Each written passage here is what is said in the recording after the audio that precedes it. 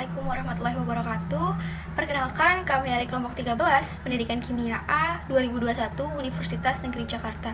Di sini beranggotakan 3 orang, yaitu Amelia Kurniasih, Atika Dea Mumtazah, dan juga Zahra Ahmara. Di sini kami ingin memperlihatkan bagaimana saling ketergantungan antar makhluk hidup.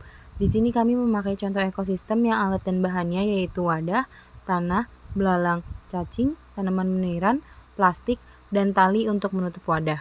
Yang pertama dilakukan adalah kami mencari belalang di sekitar alang-alang. Selanjutnya kami mencari cacing sekaligus tanah sebagai bahan ekosistem. Kami juga mencari tanaman yang akan digunakan sebagai bahan pratikum. Dan kami memilih tanaman meniran yang kecil sekaligus banyak ditemukan. Dan selanjutnya kami menanam kembali pohon meniran tersebut di dalam wadah yang sudah berisi tanah dan cacing. Lalu tutup sebagian wadah, sebagian doang dengan plastik, kemudian masukkan belalang tadi dan tutup seluruh wadah dengan plastik lagi seluruhnya, lalu diikat dengan tali agar tidak terbuka. Tidak lupa untuk membolongi plastik agar belalang tetap mendapatkan sirkulasi udara. Setelah ekosistem sudah terbentuk, selanjutnya letakkan ekosistem di depan rumah. Tetapi jangan terkena matahari langsung agar tanaman tetap tumbuh. Dan amati apa yang terjadi selama 3-5 hari.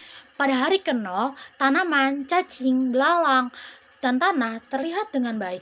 Pada hari ke-1, tanaman terlihat sedikit lebih tinggi. Cacing sudah bergerak di dalam tanah dan membuat lubang-lubang kecil.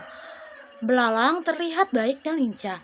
Pada hari kedua, tanaman terlihat lebih tinggi, namun terlihat daunnya mulai dimakan oleh belalang. Sedangkan cacing dan belalang terlihat baik.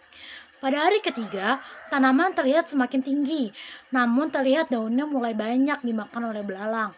Cacing dan belalang terlihat baik. Pada hari keempat, tanaman terlihat semakin tinggi, namun terlihat daunnya sudah banyak dimakan oleh belalang. Sedangkan cacing dan belalang terlihat baik, tanah terlihat gembur. Pada hari kelima, kami mengganti tanaman karena tanaman sudah dimakan oleh belalang. Tanaman terlihat baik, belalang dan cacing terlihat baik juga, tanah terlihat gembur. Kami juga selalu menyiram dengan air secukupnya. Assalamualaikum warahmatullahi wabarakatuh. Kami dari kelompok 13 Pendidikan Kimia A 2021 Universitas Negeri Jakarta. Di sini kami akan mempresentasikan hasil laporan praktikum biologi umum kami tentang saling ketergantungan antara makhluk hidup. Sebelumnya saya akan memperkenalkan anggota kelompok 13, yaitu ada Amelia Kurniasih, Atika Dea Mumtazah, dan Zahra Ahmara. Yang pertama ada abstrak.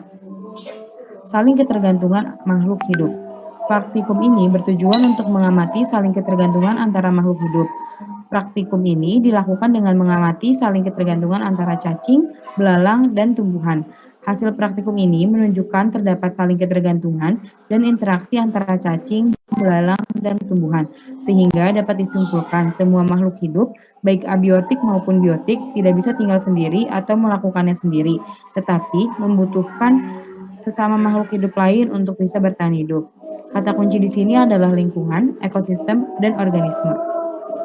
Lalu yang kedua ada pendahuluan. Lingkungan berasal dari kata environment yang memiliki makna the physical, chemical, dan biotic condition surrounding an organism. Berdasarkan istilah tersebut, maka lingkungan secara umum diartikan sebagai segala sesuatu di luar individu.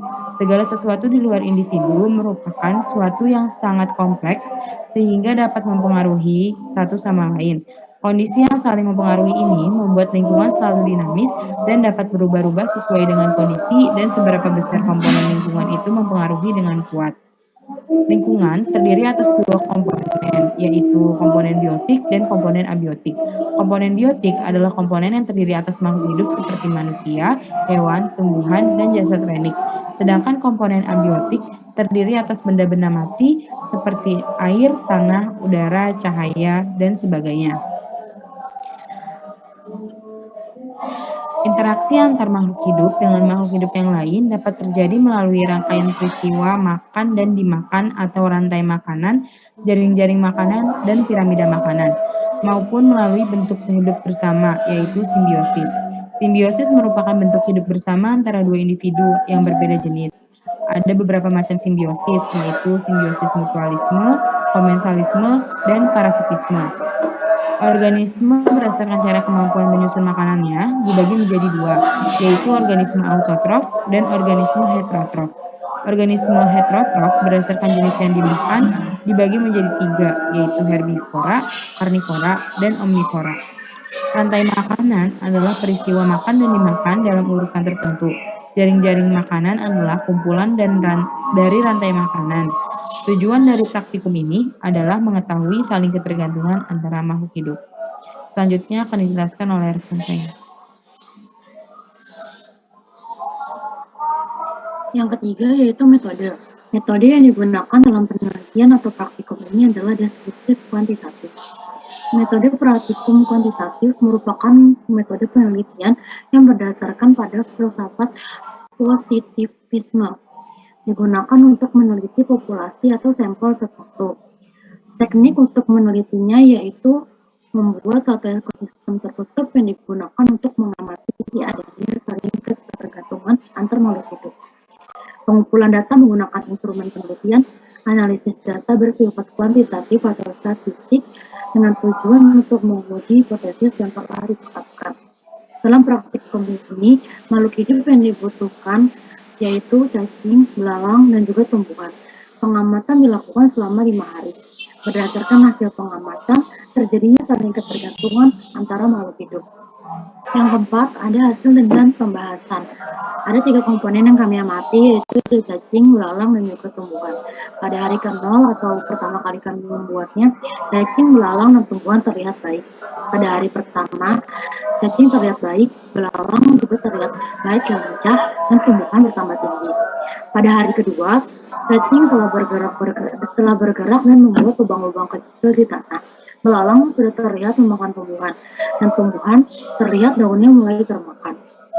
Pada hari ketiga, cacing terlihat baik dan terlihat banyak lubang-lubang di bawah tanah. Belalang sudah terlihat memakan tumbuhan, dan tumbuhan terlihat daunnya mulai termakan. Pada hari keempat, cacing terlihat baik dan lincah. Belalang juga terlihat baik dan lincah.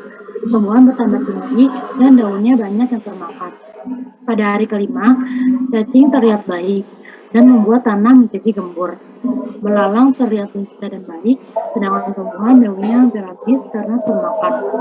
Ekosistem menurut Odum tahun 1993 adalah unit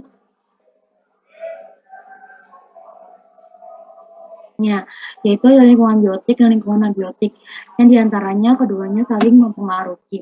Untuk dapat membuktikan pengaruh antara keduanya, maka dilakukan praktikum ini. Praktikum saling ketergantungan antara makhluk hidup menggunakan organisme cacing tanah, belalang, dan tumbuhan meniran.